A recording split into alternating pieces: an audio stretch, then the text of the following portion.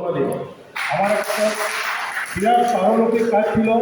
স্যারকে আমি বলছিলাম মনে করতে আমি আসতে পারবো না, সেখান থেকে আমার মিসেসকে নিয়েও আমি গাড়ি রিজার্ভ করে মেন গেটে নেমে অটো নিয়ে স্যারের জন্য এসেছি।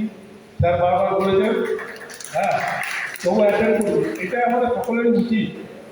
এবং এই যে প্রোগ্রামটা উনি হঠাৎ একদিন আমার মাথায় এলো, আমরা কতিপয় শিক্ষক বসেছিলাম, অফিসে ছিলাম, আমি কোঅর্ডিনেটর ছিলেন, প্রদীপবাবু ছিলেন তখন, নয়ন ফয়ন সবাই ছিল। সেখানে স্যার বললেন যে এরকম একটা 5ই সেপ্টেম্বর অবসর হয়ে গেছে, শিক্ষকদের সম্বর্ধনা জানা যায় না, নতুন শিক্ষক যারা আছে করা যায় না।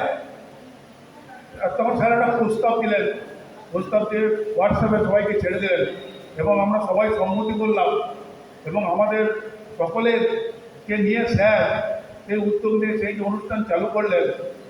হ্যাঁ, এর থেকে মহৎ কাজ আর কিছু হতে পারে না, অন্তত আজকের দিনে। কারণ রাধাকৃষ্ণনজি বলেছিলেন, সম্ভবত 1921 সালে ক্যালকাটা ইউনিভার্সিটিতে উনি বিশ্ববিদ্যালয়ে ছিলেন, দর্শনের অধ্যাপক ছিলেন। সেই সময়টা উনি একটা বই লিখেছেন, ফিলোসফি অফ রবীন্দ্রনাথ টেগোর। সেখানে লিখেছিলেন the primary teacher is the founder of student. আপনারা পড়ে দেখে নেবেন, আছে। And a teacher must B A committed man, E committed two faith in future of the man, in future of the country and abroad. হ্যাঁ, সেক্ষেত্রে কেন বলছে এত কমিটমেন্ট আপনাদের মধ্যে। কোনো টিচার 10 মিনিট লেটে চলে এলো, হ্যাঁ দিদি করে বলে টিচার লেট করে আসছে। আমি দেখেছি নিজের জীবনে 10 মিনিট লেট করে এসে তারপরে তারা 1 ঘন্টা যে কাজ স্কুলে দিয়েছে আমরা পারিনি এই টিচার। তাহলে সেটা তো বাইরের সমাজ দেখবো না। এই হচ্ছে শিক্ষক, তাহলে কমিটমেন্ট নয়। শিক্ষকরা স্কুলে প্রত্যেকদিন পাঠদান করছেন, আবার শিশুদের থেকে কিছু শিখছেন, সমাজ থেকে শিখছেন, পাঠ গ্রহণ করছেন। তাহলে পাঠ দান অ্যান্ড পাঠ গ্রহণ দুটোই শিক্ষক করছেন প্রত্যেকটি ইচ অ্যান্ড এভরিডে।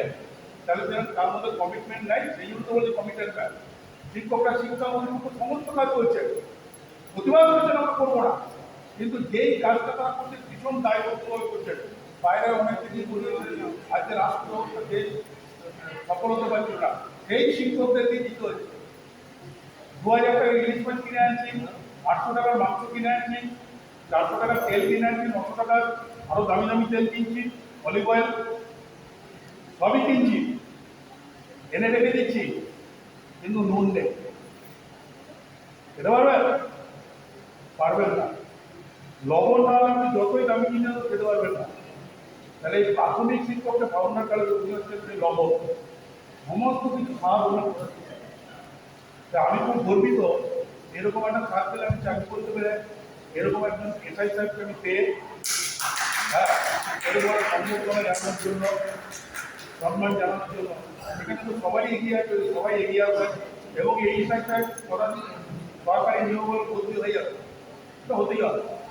কিন্তু আপনারা এই অনুষ্ঠানটা পরবর্তী এসআই সাহেবের তিনি যদি নাও করতে চান, আপনারা ছোটোখাটো করে এটা করবেন, হল না পেলে মাঠেও করবেন, যেখানেই করবেন।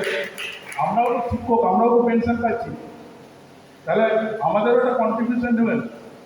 কেন আমরা করবো না? একটু মহৎ আনন্দ অনুষ্ঠান, আমরা আসবো, অংশগ্রহণ করবো, একটু আপনাদের সঙ্গে মিলিত হবো, সবাই মিলে দেখা হবে। স্যার বলছিলেন সবাই মিলে দেখা হবে, বলো তো এই কথা বলে সমস্ত শিক্ষক শিক্ষিকাকে আমার আন্তরিক ধন্যবাদ, কৃতজ্ঞতা, নমস্কার, শ্রদ্ধা জানিয়ে দুটি লাইন আমি বলছি। ভোরের বেলা রাত্রি শেষে মিষ্টি হেসে গাইলে কত না গান, সে গান শুনে উষার রবি গান ভরে দিল গান। তুমি যে শিক্ষক মহান, তুমি যে শিক্ষক মহান, তুমি যে শিক্ষক মহান।